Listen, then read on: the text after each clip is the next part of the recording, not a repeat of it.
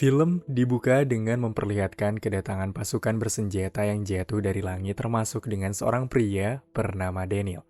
Lalu scene pun berpindah pada 28 tahun yang lalu, tepatnya di tahun 2022, terlihat Daniel yang sedang melakukan interview untuk mendapatkan kesempatan bekerja di sebuah laboratorium, di mana sebenarnya Daniel merupakan seorang militer angkatan darat yang pernah memimpin pasukan di Irak, akan tetapi, karena ketertarikannya terhadap sains begitu tinggi, hal itu membuat Daniel memutuskan untuk mengundurkan diri. Kini dia juga mengajar sebagai guru biologi di salah satu SMA.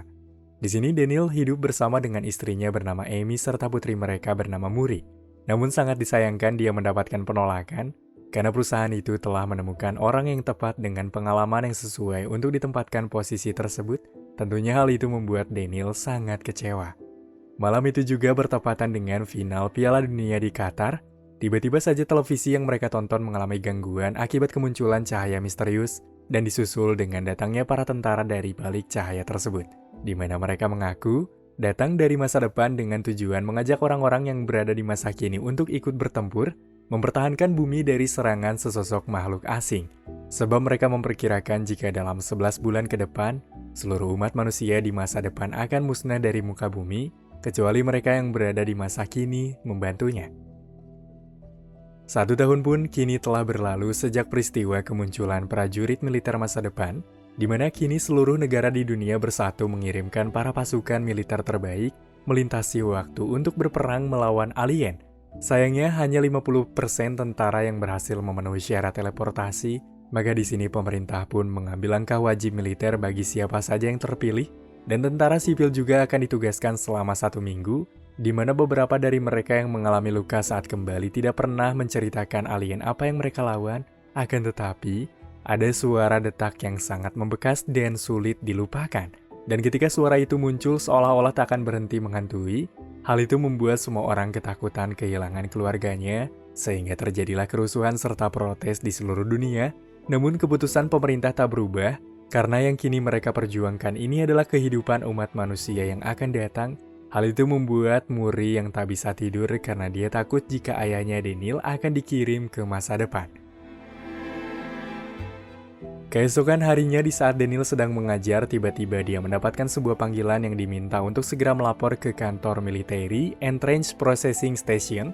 Sesampainya di sana, Daniel mulai diberikan penjelasan oleh beberapa tentara mengenai jaminan senilai jutaan dolar yang akan diberikan kepada keluarganya jikalau Daniel ikut berperang dan tewas, di mana mereka pun sudah memiliki data jika Daniel tak selamat dalam peperangan di masa depan, serta sebuah informasi yang mengejutkan jikalau kematian Daniel akan terjadi pada tahun 2030, namun sayangnya dia sendiri dilarang mengetahui penyebab dia meninggal.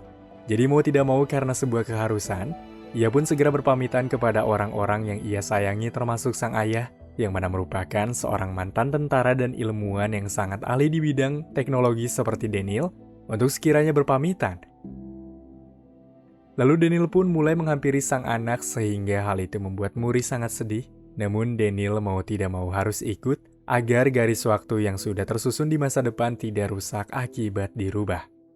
Keesokan harinya di saat penduduk sipil telah berada di pangkalan militer, perwakilan dari pemerintah mulai memberikan semangat jikalau semua yang ada di sini adalah pahlawan yang akan melindungi anak cucu mereka di masa depan. Di sana juga tak ada latihan fisik karena para peserta hanya akan diajarkan cara menggunakan senjata oleh para militer untuk membunuh makhluk yang disebut landak putih. Dengan menembak di titik kelemahan landak putih tersebut, dan ketika mereka sudah genap seminggu ada di masa depan, maka alat yang mereka pakai di lengannya pun akan otomatis membawa mereka kembali ke masa kini. Lalu pasukan pun dibagi menjadi 2, yaitu D-Force dan R-Force, di mana Daniel masuk ke dalam kelompok R-Force dengan seorang pria bernama Charlie yang merupakan seorang ilmuwan, serta seorang tentara bernama Dorian.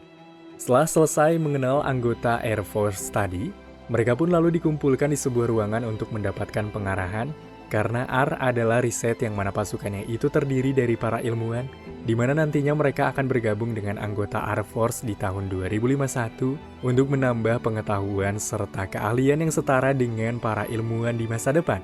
Selain itu juga mereka dijelaskan jumpling, di mana itu adalah alat perpindahan sementara yang ditempatkan di lokasi yang sangat aman, yaitu di lautan. Malam harinya, di saat mereka hendak beristirahat, tiba-tiba alarm teleportasi dinyalakan sehingga para pasukan sipil mulai bersiap-siap untuk segera dikirimkan ke masa depan. Namun Daniel yang kebingungan, karena seharusnya mereka melakukan pelatihan terlebih dahulu pun selama 7 hari, mulai menanyakan kepada Letnan Hart, namun karena adanya serangan dadakan, membuat mereka segera pergi dengan cepat. Pastinya membuat seluruh raut wajah dari mereka terlihat tegang serta ketakutan, kecuali Daniel yang sudah pernah menjadi militer dan Dorian serta 2 rekannya yang sudah berkali-kali dikirim ke masa depan. Namun di saat mereka semua telah ditarik, tiba-tiba terjadilah sebuah masalah pada sistem, sehingga membuat titik koordinat pendaratan berubah dan menyebabkan para pasukan sipil terjatuh di atas sebuah gedung, dan dari ratusan orang yang dikirim ke masa depan, kini hanya tersisa puluhan saja karena yang lainnya tewas akibat hal tersebut. Dan inilah kota Miami di masa depan, di mana semuanya telah hancur. Terlihat juga para prajurit militer telah dibantai oleh sosok makhluk putih yang sangat ganas. Kemudian di saat itu juga Daniel mendapatkan sebuah misi dari pusat komando untuk melakukan penyelamatan pada para ilmuwan yang berada di fasilitas lab yang jauh dari gedung saat ini mereka berada.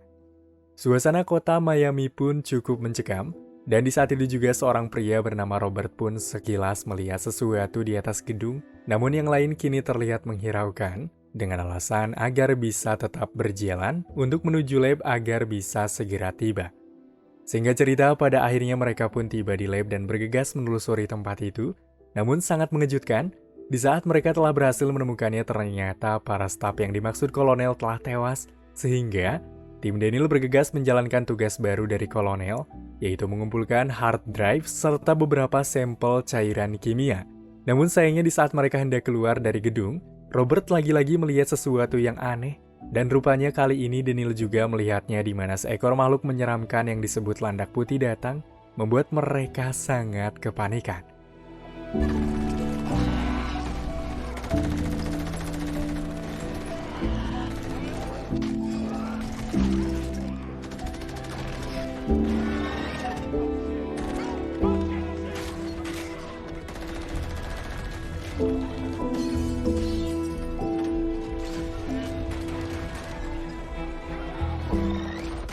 Hingga kemudian mereka pun kembali bergegas meninggalkan tempat itu, karena pesawat tempur akan segera meluncurkan bom, dan tentunya hal itu tak akan mudah bagi tim Daniel karena kumpulan landak putih itu telah mengepung kota itu.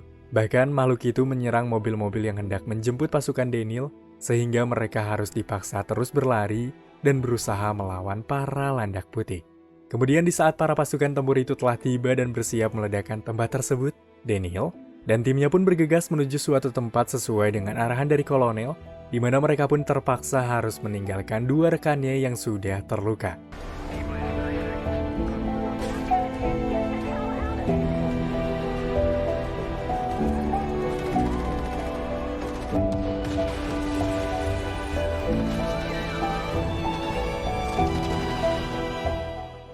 Beberapa waktu kemudian, Daniel terbangun di ruangan medik Basis Operasional Puerto Plata Republik Dominican. Di sana Daniel juga melihat gambaran jikalau Charlie serta Dorian tidak selamat dari ledakan itu, dan menurut pengakuan Dorian, bahwa dirinya akan segera mati dalam 6 bulan akibat penyakit yang dia derita yaitu kanker. Di sana juga Dorian memberitahukan bahwa dia ikut misi ini karena mati dalam pertempuran itu jauh lebih baik ketimbang terbaring tak berdaya di rumah sakit. Namun bersama dengan itu, datanglah 2 prajurit yang meminta mereka bersiap untuk melakukan misi selanjutnya. Namun sebelum itu, Daniel diminta terlebih dahulu menemui kolonel, di mana alangkah terkejutnya Daniel saat mengetahui jikalau kolonel itu adalah Muri Forcesser, yaitu sang anak di masa depan. Sehingga di sini Daniel merasa benar-benar bangga dengan pencapaian yang telah diraih Muri, yang mana kini telah menjadi seorang tentara kepala ilmuwan yang memimpin Air Force. Dalam penjelasan ini, Muri mengklaim bahwa manusia yang tersisa saat ini kurang dari 500.000 jiwa, dan tak lama lagi seluruh kehidupan di bumi akan berakhir. Maka dari itu, Muri tak ingin membuang-buang waktunya dengan pertemuan yang mengharukan itu, dengan memperkenalkan mereka mengenali musuh.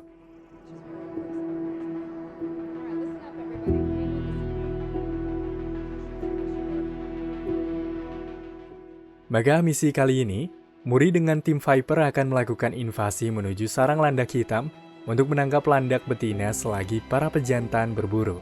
Dalam perjalanan itu, Muri kembali melanjutkan penjelasan mengenai asal-usul landak putih tanpa terdeteksi radar serta satelit, Mereka pun berhasil mendarat di lokasi terpencil dan mulai memporak-porandakan Rusia di tahun 2048. Lalu dalam 3 tahun jumlah mereka pun lebih banyak, sehingga kehidupan manusia di benua besar pun mulai hilang, dan para landak putih juga tak peduli apapun. Karena yang mereka butuhkan itu hanyalah makanan, dan manusia adalah salah satu makanan favorit dari landak putih itu.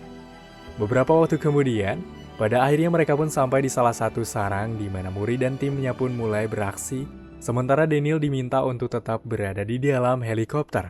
Meski sebelumnya landak putih telah dibius, namun rupanya makhluk itu masih sangat agresif, sehingga para prajurit merasa kewalahan, dan di saat itu juga, korban mulai berjatuhan ditambah lagi dengan para pejantan mulai berdatangan. Sehingga Daniel yang melihat pada pejantan pun bergegas turun tangan agar bisa menolong Muri dan yang lainnya.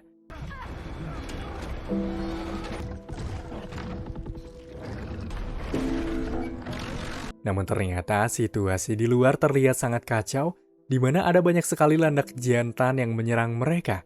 Sementara itu Daniel dan Muri yang berhasil melarikan diri dengan mobil baja, karena bagaimanapun juga, Muri adalah putrinya yang harus ia jaga.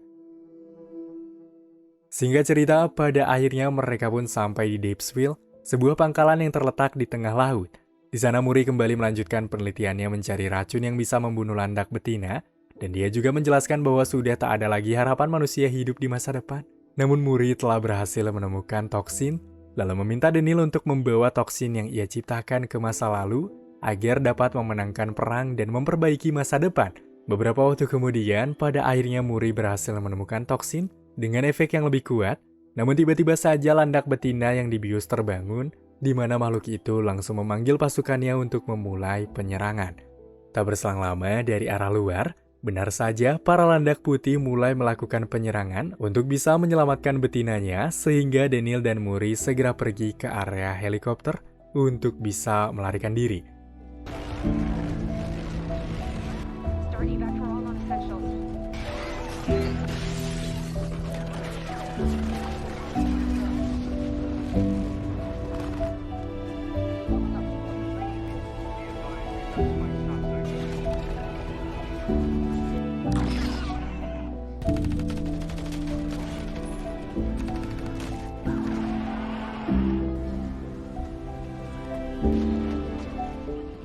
Di mana dalam situasi ini, Muri mengaku bahwa dia sangat senang bisa kembali bertemu dengan ayahnya di saat masih muda, karena mengingatkan kembali ke masa-masa indah bersama keluarga.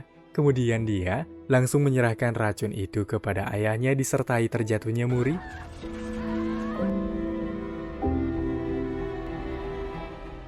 Dan di saat yang bersamaan, dengan secara otomatis, dia dikirim kembali ke masa lalu karena tugasnya telah selesai. Setibanya di masa lalu, terlihat Daniel dan beberapa prajurit pun langsung mendapatkan perawatan. Di sini Daniel yang terus menggenggam tabung toksin pun pada akhirnya kembali tersadar dan meminta Lethan Hart untuk memproduksi racun karena dia akan kembali ke masa depan menyelamatkan Muri. Namun Lethan Hart tampaknya tidak akan membiarkan hal itu karena koneksi Jumpling di masa depan telah terputus. Akan tetapi dengan segala keteguhan yang begitu besar, Daniel bertekad untuk tak menyerah demi menyelamatkan putrinya yang berada di masa kini. Di mana di suatu malam Amy menemukan Daniel yang tengah berada di kamar Muri, hingga akhirnya Daniel pun menceritakan apa yang dia temukan di masa depan, di mana dia bertemu dengan Muri yang telah dewasa dan menjadi komandan militer sekaligus peneliti yang hebat. Sehingga karena tidak ingin Muri tewas pada tahun-tahun tersebut, ia berencana menyelamatkan sang anak untuk mencegah peperangan dengan alien di tahun 2048, dengan mendatangi Dorian untuk meminjam cakar landak putih yang dibawa oleh Dorian. Kemudian ketika diteliti oleh Charlie, ditemukanlah abu vulkanik yang membawa mereka menemui Martin, salah satu siswa Daniel yang sangat terobsesi dengan kekuatan gunung berapi. Di mana menurut Martin, kemungkinan besar abu vulkanik itu berasal dari letusan milenium pada tahun 1946 Masehi yang berada di Gunung Changbai di perbatasan Tiongkok dan Korea Utara. Di mana sebuah letusan yang lebih besar dari 1000 bom nuklir, bahkan kabarnya sampai saat ini, abunya masih bisa ditemukan dan terkubur di dalam es, sehingga hal itu membuat mereka menyadari, jikalau selama ini, landak putih terkubur di bawah es dan saat bumi menjadi hangat tepatnya pada tahun 2048, barulah makhluk itu menggali ke atas dan memulai penyerangan kepada manusia. Namun karena permintaan yang sulit untuk membumi hanguskan para landak dari tempat terkubur mereka, Daniel dan kelompok tak mendapatkan dukungan dari pemerintah sehingga hal itu pun mau tidak mau, Daniel meminta tolong pada James untuk menyelundupkan mereka ke Rusia secara diam-diam, dan di saat itu juga Letnan Hart serta timnya pun ikut bergabung, di mana dia membawa semua toksin yang telah diproduksi dalam jumlah yang banyak. Beberapa waktu kemudian, setelah mendarat dan melakukan pencarian di wilayah Gletser, tiba-tiba alat pengukur pada kendaraan mereka bermasalah, sehingga Daniel menduga jika landak putih itu terkubur di bawah danau es yang berada di hadapan mereka.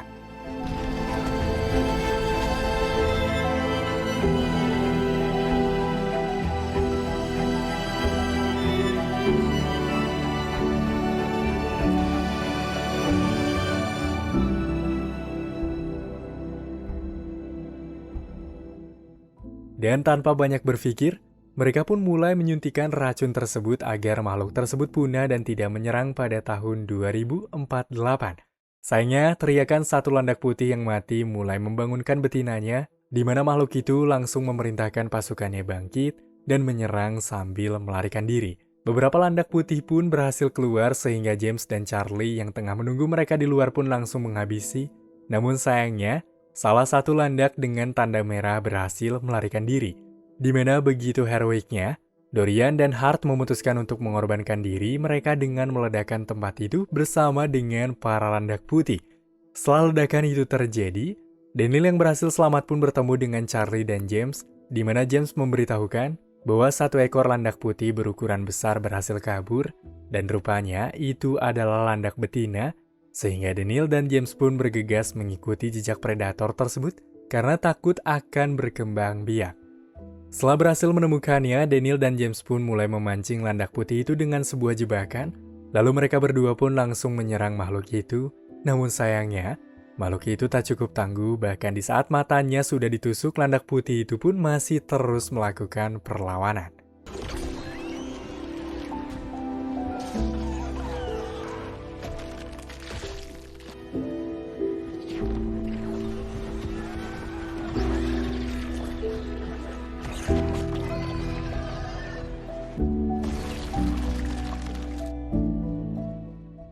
Setelah kejadian itu, terlihat sebuah berita kini mulai memberitakan terkait ledakan yang terjadi di Rusia.